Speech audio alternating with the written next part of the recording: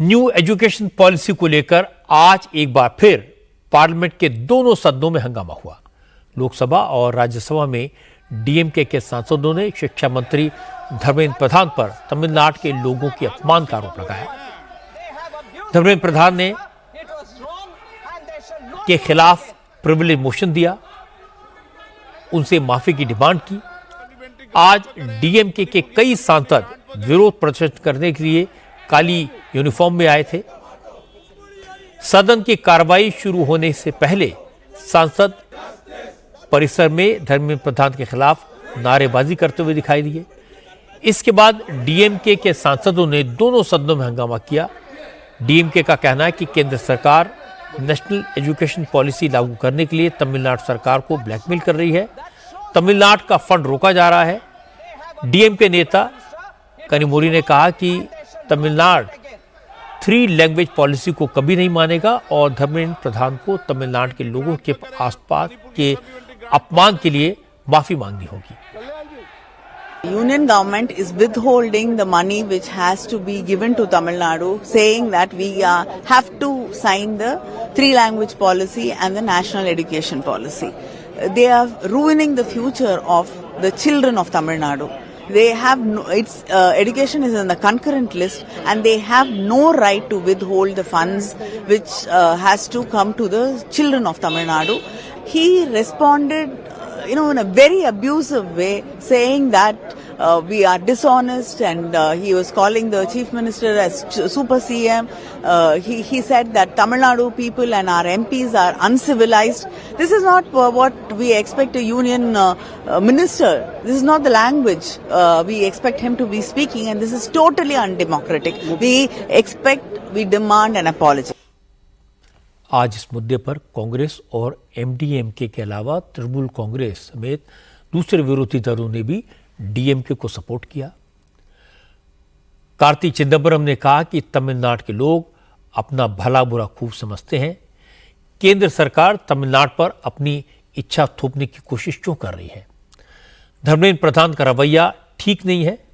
तृणमूल कांग्रेस के नेता कल्याण बनर्जी ने भी कहा कि शिक्षा मंत्री ने जिस तरह की भाषा बोली वो काबिले बर्दाश्त नहीं है।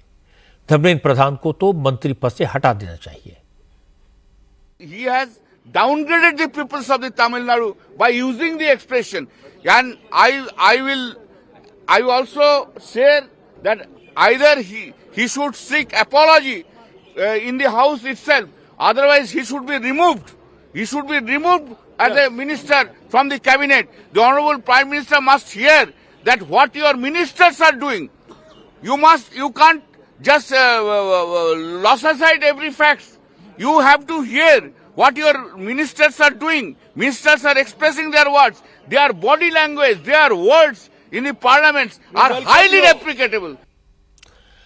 हालांकि धर्मेंद्र प्रधान ने इस मुद्दे पर कल ही सरकार का रुख स्पष्ट कर दिया था, इसलिए आज वो इस मुद्दे पर कैमरे के सामने तो कुछ नहीं बोले, लेकिन उन्होंने ट्वीट करके स्टालिन पर भाषा के मुद्दे पर राजनीति करने का इल्जाम लगाया। लेकिन कृषि मंत्री शिवराज सिंह चौहान ने डीएमके के नेताओं को करारा जवाब दिया, क्योंकि डीएमके सांसदों ने आज कृषि मंत्रालय पर भी तमिलनाडु के साथ भेदभाव का आरोप लगाया था।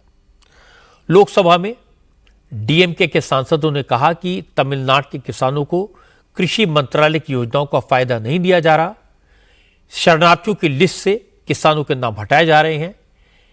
इस आरोप पर कृषि मंत्री शिवराज सिंह ने कहा कि तमिलनाडु की सरकार किसानों की वेरीफाइड लिस्ट केंद्र सरकार को भेजे। 24 घंटों के भीतर किसानों के नाम लाभार्थियों की लिस्ट में जोड़े जाएंगे। शिवराज ने कहा कि वो तो खुद 2 बार तमिलनाडु गए, लेकिन वहां मंत्रियों ने उनकी मीटिंग में आना तक जरूरी नहीं समझा, इसलिए केंद्र सरकार को कसूरवार ठहराना ठीक नहीं होगा। माननीय अध्यक्ष महोदय, मैं तो स्वयं 2 बार तमिलनाडु गया। एक बार मैं तमिलनाडु गया कृषि विभाग के कामों से, और एक बार गया मैं रूरल डेवलपमेंट के लिए।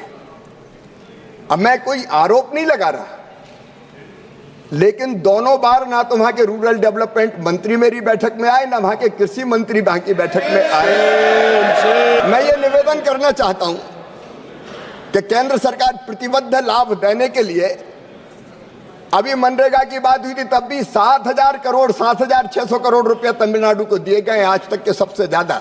हमने कोई कोताही नहीं। और वैसे ही अगर कृषि विभाग के मामले में कोई नाम शेष है तो वहां के कृषि मंत्री आए या मुझे आप बुला लें, मैं खुद तमिलनाडु चला आऊंगा। हम तमिलनाडु की महान जनता को प्रणाम करते हैं, तमिल संस्कृति को प्रणाम करते हैं, तमिल भाषा को प्रणाम करते हैं। हम सब भारत माँ के लाल, भेदभाव का कहाँ सवाल, कोई भेद नहीं होगा। हम तमिलनाडु की जनता की, किसानों की विनम्रता से सेवा करेंगे। लोकसभा में तो शिवराज सिंह चौहान ने डीएमके के नेताओं का आईना दिखा दिया, लेकिन